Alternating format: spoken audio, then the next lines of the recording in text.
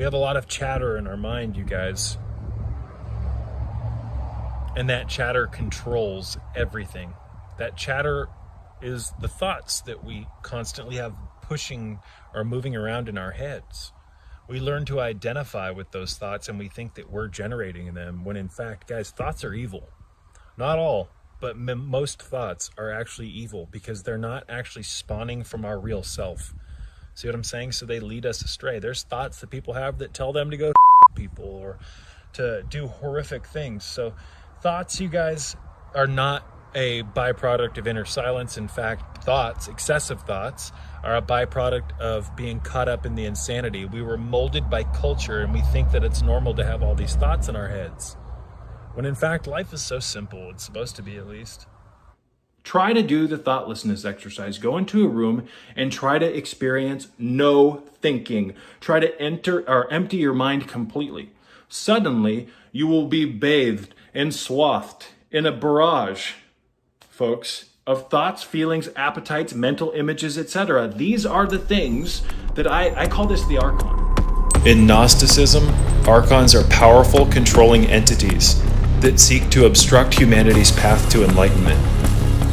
They are enforcers of the false god Yaldabaoth, and their main objective is to keep individuals trapped in the illusions of the material realm, ensuring that their souls remain stuck in the cycle of reincarnation or spiritual ignorance.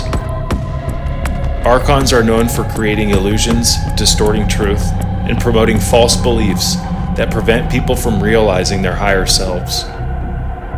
Archons are guardians of the veil between the material realm and the divine spiritual realm of the pleroma. The Archons' influence. These are the things that control and regulate your life.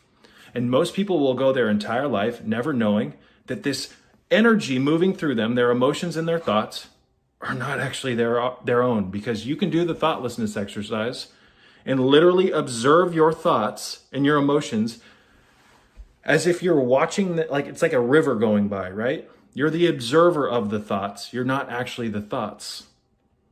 Which creates the question of, if I'm not generating these thoughts, if I can observe these thoughts as if they're outside of myself, then what the fuck is generating them? And that's a subject that I've talked about in prior videos. I don't want to rant about it too much, but it's largely influenced by what I call the Archon, this mental dialogue. And it's largely, this inner dialogue is also simultaneously largely fostered by your upbringing. You were never really taught how to meditate, right? In school, you were never taught to have a still mind. You were never taught to question thoughts or emotions. You learned to think that they're yours.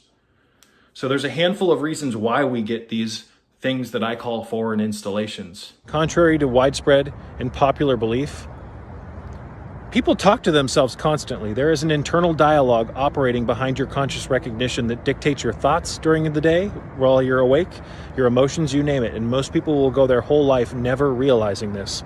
You are hearing a stream of thoughts in your head, and you're feeling a stream of emotions move through your emotional body that you think you're generating while you're awake. No.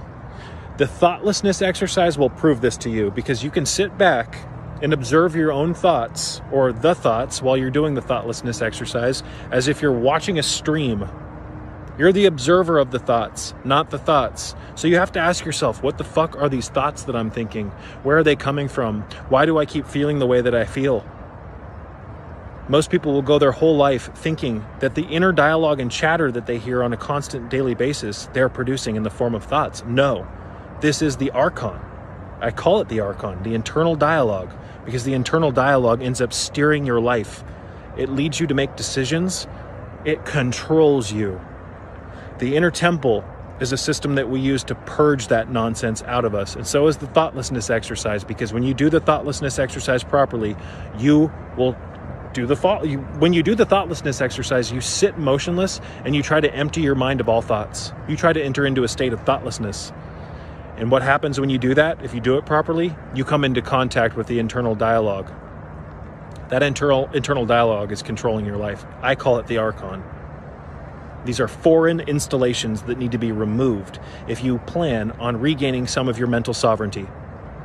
we want to strive for inner silence, guys, at least in my opinion. That's something that I promote, inner silence. Something that Castaneda promoted heavily as well. Or in fact, if you read the Castaneda novels, it was Don Juan Matus, the Yaqui Indian sorcerer, who taught Carlos the arts and the intricacies of sorcery. He always taught or pushed for Carlos to attempt to obtain inner silence. Because when we can obtain inner silence and cause or turn the thoughts off, we can slowly start to remap our life based on that silence.